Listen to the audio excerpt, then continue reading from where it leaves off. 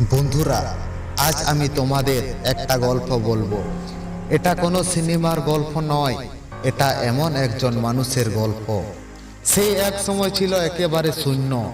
স্বপ্ন ছিল কিন্তু সাহস ছিল না, আশা ছিল কিন্তু দিশা ছিল না।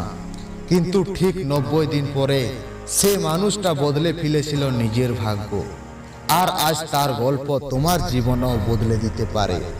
প্রতিদিন সকালে সেই ছেলেটি ঘুম থেকে উঠত, মোবাইল হাতে নিয়ে স্ক্রল করত, অন্যদের সফলতা দেখত। কারো বিদেশে চাকরি, কারো নিজের ব্যবসা, আর সে এখনো দাঁড়িয়ে আছে এক জায়গায়। তার ভেতরের একটা চাপা কষ্ট কাজ করত। সবাই কিছু করছে, আমি কেন পারছি না? একদিন সে আয়নার সামনে দাঁড়ালো, নিজের চোখের দিকে তাকিয়ে বলল, আমি কি সারা জীবন এমনই থাকবো? সেই প্রশ্নটা তার জীবনের মোড় ঘুরিয়ে দিয়েছিল। সে এক মুহূর্তে তার ভেতরের আগুন জ্বালিয়ে উঠল। সে বুঝল, পরিবর্তন শুরু হয় যখন আমরা নিজেকে প্রশ্ন করতে শিখি। নমস্কার বন্ধুরা, আমি রামদাস। তোমরা দেখছো স্বপ্নের যাত্রা। প্রথমে 1 থেকে 10 দিনের যুদ্ধ।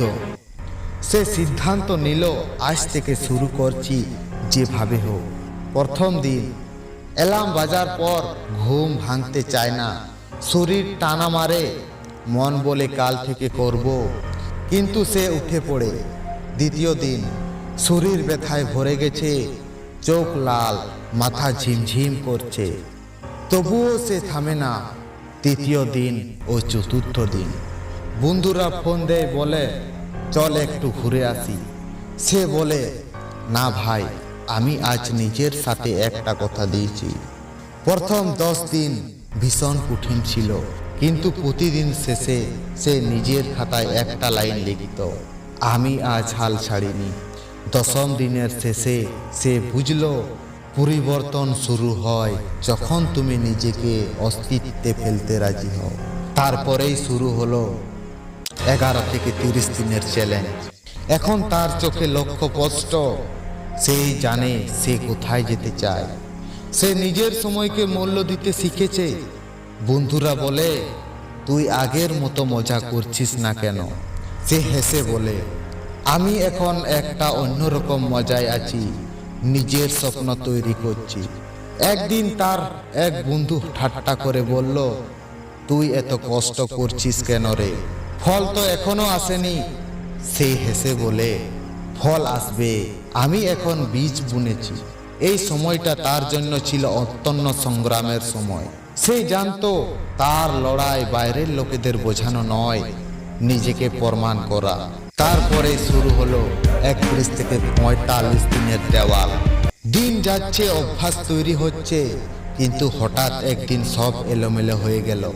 ঘুম ভাঙলো না সকালে, কাজের ইচ্ছা হারিয়ে ফেললো। মন বলল, তুই কি সত্যি পারবি? চারপাশে মানুষও তখন প্রশ্ন তুলছে, এত পরিশ্রম করছিস, লাভ কি? এটাই সে দেওয়াল যেখানে বেশিরভাগ মানুষ থেমে যায়। কিন্তু সে থামেনি। সে মনে করলো একটা কথাই, সবচেয়ে অন্ধকার সময়টা ভোরের আগের সময়। সে জানতো, এখন থেমে গেলে আগের সব পরিশ্রম বৃথা যাবে। তাই আবার শুরু করলো, ছোট ছোট পদক্ষেপে কিন্তু দৃঢ়ভাবে। তারপরে শুরু হলো পরিবর্তন। 46 থেকে 60 দিনের পরিবর্তন।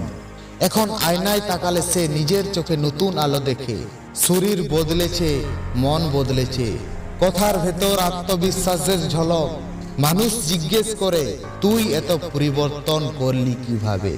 সে হেসে শান্তভাবে বলে, আমি 90 দিনের একটা প্রতিজ্ঞা রেখেছি। এখন সে জানে, পরিবর্তনের মানে শুধু বাইরের নয়, ভিতরের রূপান্তর।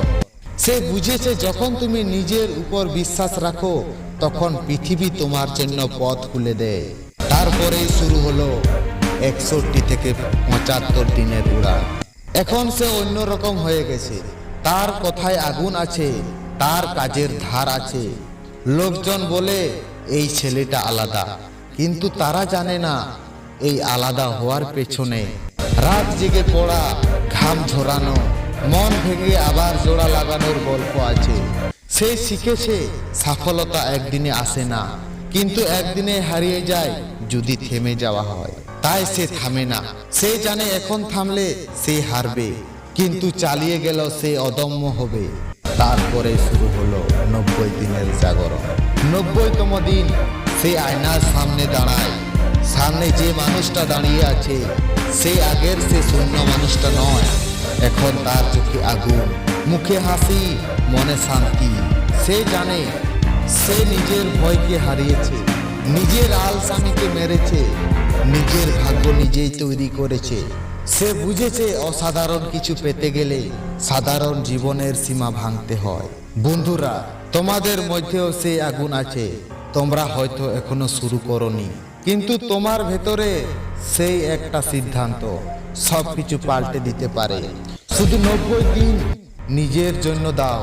প্রতিদিন সামান্য একটু করে উন্নতি করো। নিজের ভয়, নিজের আলসামি, নিজের সন্দেহ সবকিছুকে চ্যালেঞ্জ দাও। 90 দিন শেষে তুমি নিজেই নিজের গল্পের হিরো হয়ে উঠবে। তোমার জীবন বদলে যাবে, তোমার পৃথিবী বদলে যাবে। শুধু দরকার একটা সিদ্ধান্ত, একটা প্রতিজ্ঞা, একটা বিশ্বাস, আমি পারবো। 90 দিন পর তুমি নিজেই নিজের প্রাণ হবে। নমস্কার বন্ধুরা, আজকের গল্পটা ছিল এই পর্যন্ত। সবাই ভালো থেকো, সুস্থ থেকো।